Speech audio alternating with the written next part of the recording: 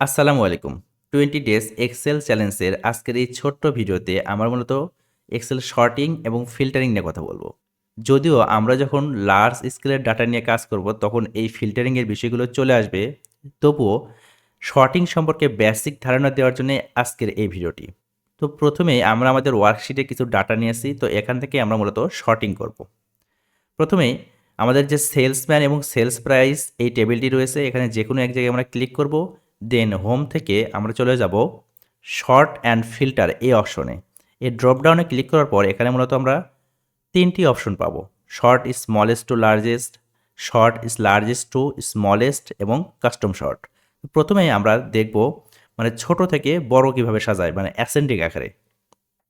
So এখানে আমরা যদি ক্লিক করি, দেন দেখেন এখানে আমাদের দেখেন সবচাইতে ছোট যে ভ্যালুটি সেটা উপরে চলে গেছে। দেন তার পরবর্তী ভ্যালু এভাবে অ্যাসেন্ডিং আকারে সাজিয়ে দিয়েছে। এখন আমরা দেখব যে আমাদের যে অ্যাসেন্ডিং আকারে সাজানো রয়েছে সেটা আমরা ডিসেন্ডিং আকারে কীভাবে সাজাতে পারি, অর্থাৎ বড় থেকে ছোটো আমরা সাজাবো। দেন আমরা সিলেক্ট থাকায় অবস্থায় চলে যাব আবার শর্টিংয়ে। মূলত এই শর্টিংয়ের ক্ষেত্রে আমাদের ফুল যে টেবিলটি রয়েছে সেটি সিলেক্ট করতে হয় না, যে কোনো একটি সেল সিলেক্ট করলেই হয়ে যায় এখানে। দেন শর্টে যাব, শর্ট থেকে আমরা চলে যাব শর্ট লার্জেস্ট টু স্মলেস্ট। এভাবে আমরা যদি এখানে ক্লিক করি, বড় সংখ্যাটি ওপরের দিকে সাজাবে, দেন ক্রম অনুযায়ী আস্তে আস্তে ছোট সংখ্যা সাজিয়ে দেবে। সো আমরা এখানে ক্লিক করলাম, দেখেন সবচেয়ে বড় যে ভ্যালুটি সেটা ওপরে চলে গেছে। দেন তার পরবর্তী ভ্যালু দ্বিতীয় স্থানে, এভাবে কিন্তু সবগুলো একের পর এক সাজিয়ে দিয়েছে। এখন আমরা দেখব যে অ্যাকচুয়ালি কাস্টম শর্ট। তো সিলেক্ট থাকায় অবস্থায় আমরা চলে যাব sort and filtering, then custom sort. Then custom শর্টে আমরা লেবেল অ্যাড করতে পারবো। তো কাস্টম শর্টের ব্যাপারটা দেখানোর জন্য সবচেয়ে ভালো হয় আমরা যদি এটা আগে এখানে কিছু কালার করে নিই। আমরা ফিল্ড কালার করে নিলাম, সাপোজ এটা।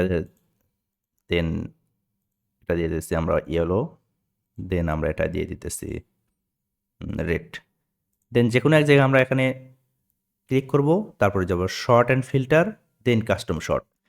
কাস্টম শর্টে আমরা এখানে লেবেল অ্যাড করতে পারবো। প্রথমে রয়েছে শর্ট বাই সেলস প্রাইস, এবং আমরা যদি ড্রপডাউনে ক্লিক করি দেন আসবে সেলসম্যান।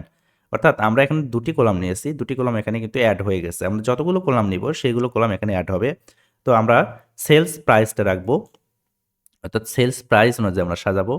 সেল ভ্যালু এখানে যদি ক্লিক করি, এখানে আমরা কয়েকটি অপশন পাবো। সেল ভ্যালুস, সেল কালার, আমরা হচ্ছে সেলের কালার অনুযায়ী সাজাতে চাই কিনা, দেন ফন্ট কালার, দেন কন্ডিশনাল ফরম্যাটিং আইকন। এর আগের ভিডিওতে আসলে কন্ডিশনাল ফরম্যাটিং সম্পর্কে আলোচনা করা হয়েছিল, সেখানে কীভাবে আমরা কন্ডিশনাল ফরম্যাটিং আইকন সেট করতে পারি সেটা দেখিয়ে দিয়েছিলাম। সো ওই কন্ডিশনাল ফরম্যাটিং আইকন সেট করার পর সেই অনুযায়ী কিন্তু আমরা সাজাতে পারি। ওই ভিডিওটি যদি না দেখে থাকেন তাহলে অবশ্যই দেখে নেবেন। সো আমরা এখানে সেল কালার অনুযায়ী সাজাবো, দিলাম সেল কালার। দেন এখানে আমাদের 3টি কালার আমরা এখানে সেট আপ করে রাখছিলাম। সো প্রথমেই আমরা রাখবো ইয়েলো অন টপ, একদম উপরে ইয়েলো থাকবে। দেন আমরা ইয়েলোর পরে রেড সাজাবো, এভাবে একের পর এক কালার অনুযায়ী সাজাতে থাকবো। সেটা কিভাবে করব, সেটা করার জন্য আমরা অ্যাড লেভেলে যাব, অ্যাড লেভেল অ্যাড করব। দেন এখানে চলে যাব আমরা সেলস প্রাইসে, সেল ভ্যালুর জায়গাতে আমরা দিব সেল কালার, সেল কালারের জায়গাতে আমরা এখন এখানে রেড রাখবো। দেন অন টপ, তারপরে পরের কালার আমরা আবার সাজাবো সেলস প্রাইস কালার, দেন এখানে দিব আমরা গ্রিন নাকি যেটাই হোক, আমি কালার অত চিনি না। দেন ওকে যদি করে দিই, এখন আমাদের কিন্তু প্রথমে ইয়েলো রাখবে, দেন রেড রাখবে, তারপরে গ্রিন রাখবে। তো আমরা ওকেতে দিলাম, দেখেন প্রথমে আমাদের ইয়েলো চলে আসছে, তারপরে রেড, তারপরে গ্রিন, তারপরে এভাবে আপনি আপনার কালারগুলো অনুযায়ী সাজাতে পারেন। আজকের এই ভিডিওতে আমরা মূলত এক্সেল শর্টিং নিয়ে এটুকুই আলোচনা করব। এর বাইরেও এক্সেল শর্টিংয়ের কিছু কাজ রয়েছে, সেগুলো আমরা ডে বাই ডে যখন আমরা প্র্যাকটিক্যাল কাজ করব তখন সেগুলো দেখব, যদিও সেগুলো খুব বেশি প্রয়োজন হয় না। তো এখন আমরা এক্সেল ফিল্টারিং নিয়ে দেখব। এক্সেল ফিল্টারিং নিয়ে দেখার জন্য আমরা আসলে লার্জ স্কেলের একটি ডাটা রয়েছে সেটা আসলে ওপেন করব। একটু মুভি ডাটা রয়েছে, কারণ এক্সেল ফিল্টারিং মূলত লার্জ স্কেলের ডাটার ক্ষেত্রেই খুব ভালো কাজ করে। তো এখন আমাদের যে ডাটা সেট রয়েছে দেখতে পাচ্ছেন, এখানে দেখেন রয়েছে মুভির title, release date, language, country, rating, অর্থাৎ আমাদের কিছু আসলে ভেরিয়েবল রয়েছে, সেই অনুযায়ী আসলে এই ডাটাগুলো সাজানো রয়েছে। তো আমরা এখান থেকে কিছু ডাটা শর্টিং বা ফিল্টারিং করব। তো কিভাবে ফিল্টারিং করব, ফিল্টারিং করার তো কোনো অপশন পাচ্ছি না।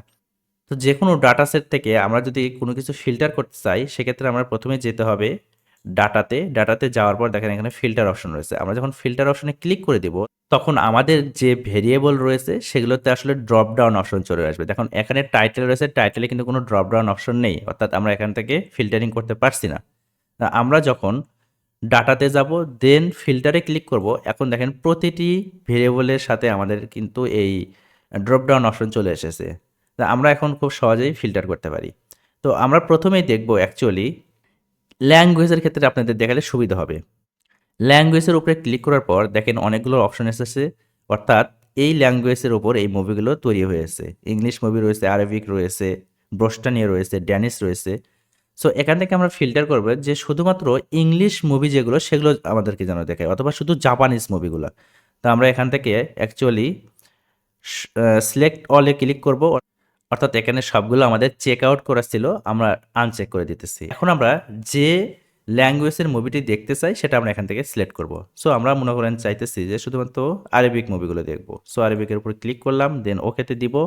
এখন দেখেন এই বড় স্কেলের ডাটা সেটের মধ্যে শুধুমাত্র আরবিক মুভি ছিল যে কোনো একটি, এবং সেই মুভির ডিটেলস কিন্তু এখানে চলে এসেছে, কবে রিলিজ হয়েছে, কালার কি, এবং আসলে লাইক কমেন্ট কেমন পড়ছে, দেন বাজেট কেমন ছিল, গ্রোস রেভিনিউ কেমন।